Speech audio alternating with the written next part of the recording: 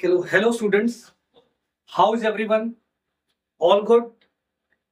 आज अभियान की नई सीरीज में मैं आप सबका स्वागत करता हूं। इस अभियान की नई सीरीज में हम सीखेंगे फिजिक्स के शॉर्टकट ट्रिक्स न्यूमेरिकल्स को सॉल्व करने के लिए, उन न्यूमेरिकल्स को सॉल्व करने के लिए जिसमें आपको बहुत टाइम लग जाता है सॉल्विंग में। तो कोशिश करेंगे कि शॉर्टकट ट्रिक्स सीखें और टाइम बचाएं हम ना, क्योंकि अब आपने देखा है बेटा, क्योंकि जेई मेंस का एग्जाम नियर बाय है, तो जेई मेंस ऑलमोस्ट आ चुका है। 5 से 6 दिन का ही टाइम है मैक्सिमम, इससे ज़्यादा टाइम नहीं है।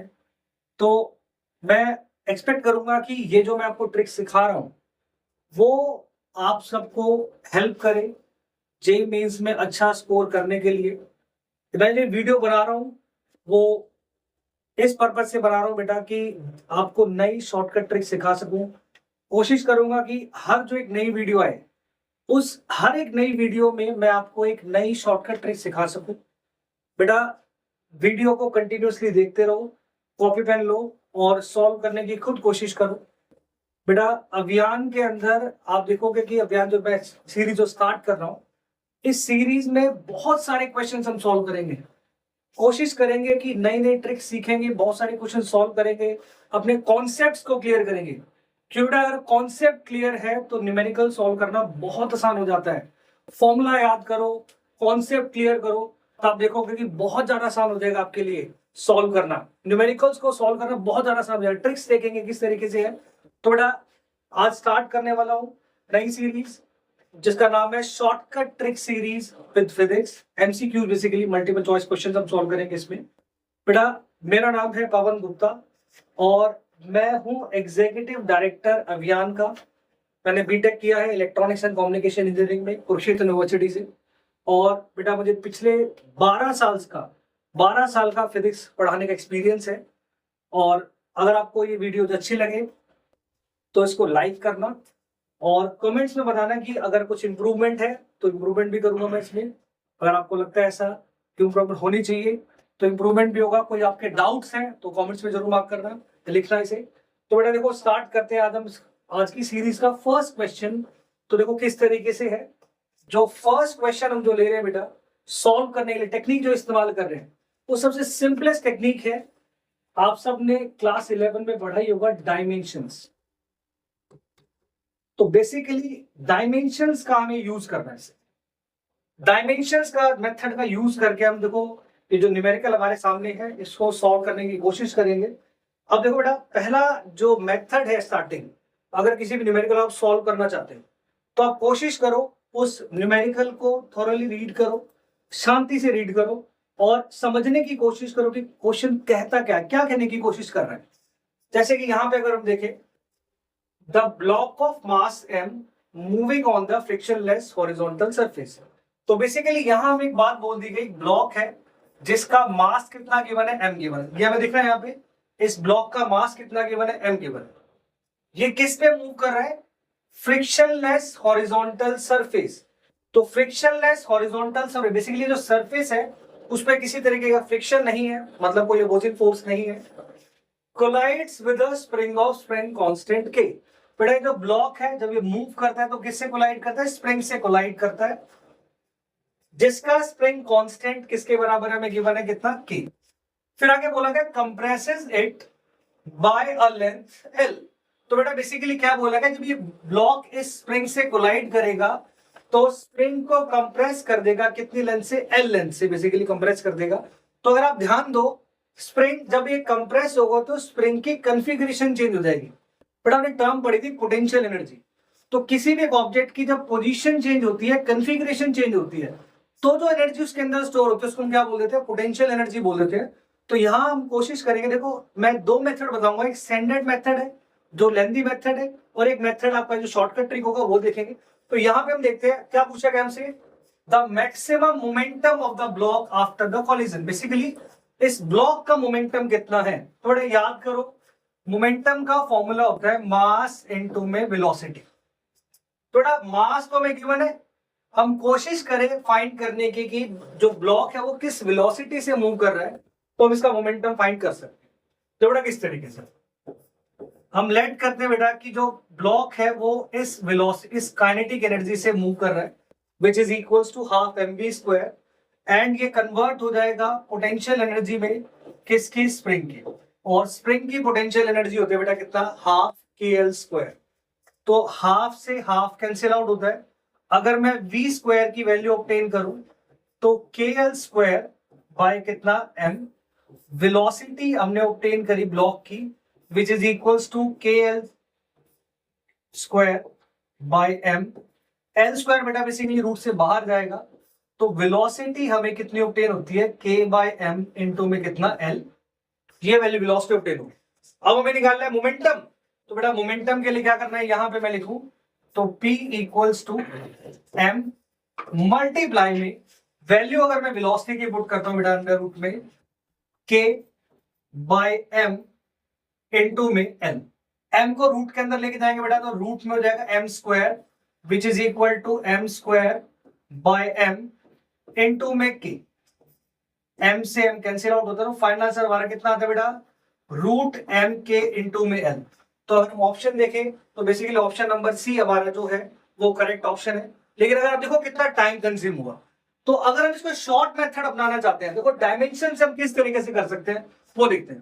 देखो डायमेंशनली बहुत सिंपल मेथड है, हमें क्या करना है, क्या फाइंड करना है, मोमेंटम। तो बेसिकली जो मोमेंटम का डायमेंशन होगा वो हमारा आंसर का डायमेंशन होगा।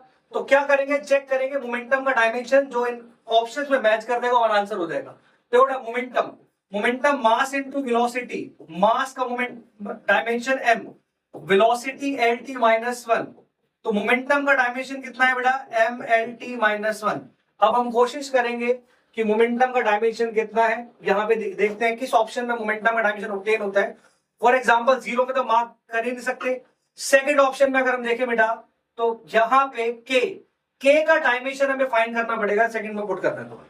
तो बेटा spring constant k equals to होता है f बाय x। फोर्स का डायमेंशन होता है बेटा m lt minus 2, x dimension l, l से l कैंसिल आउट हो, तो बेटा यहाँ पे k का डायमेंशन कितना ऑब्टेन हो गया हमें, mt माइनस 2।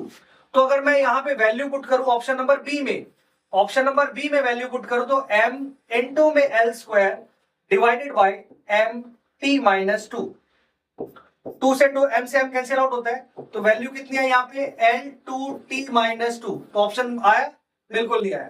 तो यहाँ पे ये ऑप्शन भी इनकरेक्ट हो गया।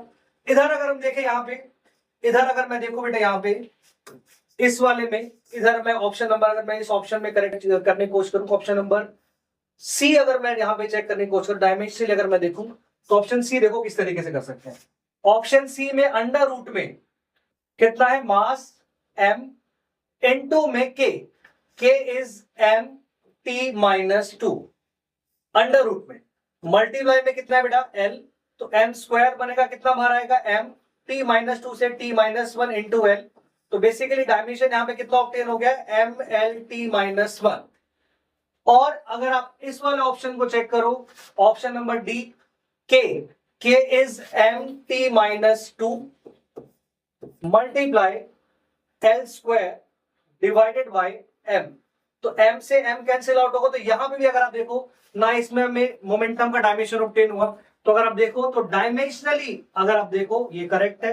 तो इस तरीके से आप डायमेंशंस का मेथड यूज करके भी इसको सॉल्व कर सकते हो। ऐसे एक और क्वेश्चन करके देखते हैं, कोशिश करते हैं। देखो बेटा एक और क्वेश्चन करके देखते हैं। यहाँ पे अगर आप इस क्वेश्चन को पढ़ो, क्या गिवन है, an engine pump is used to pump a liquid of density rho. Basically एक इंजन हमने पंप लिया, वो क्या कर रहा है, एक लिक्विड को जिसकी डेंसिटी कितनी, रो गिवन है, कंटिन्यूअसली थ्रू पाइप, पाइप के थ्रू फ्लो करा रहा है पानी।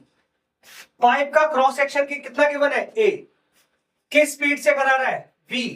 आपको बताना था then the rate at which kinetic energy is being imparted to the liquid. Rate मतलब काइनेटिक एनर्जी लिक्विड की पर यूनिट टाइम कितनी है वो आपको बताना है। थोड़ा अगर हम स्टैंडर्ड मेथड इस्तेमाल करें तो स्टैंडर्ड मेथड के according kinetic energy is half mv square divided by time t। बेटा अगर आप ऑप्शन में देखो, ऑप्शन में कहीं पे भी आपको मास गिवन नहीं है, तो हम क्या करेंगे, मास को एलिमिनेट करने की कोशिश करते हैं। बेटा डेंसिटी जो होता है वो होता है mass by volume, density is mass by volume. तो मास आपके पास कितना आ जाएगा बेटा, वॉल्यूम इंटू में कितना, density.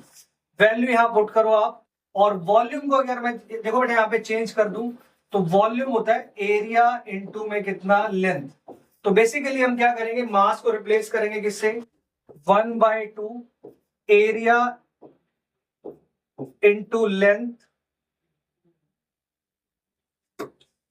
Area into length into में रो इंटू में v square divide by 2। Displacement by time बेटा क्या होता है, वेलोसिटी। तो फाइनल आंसर आपके पास आएगा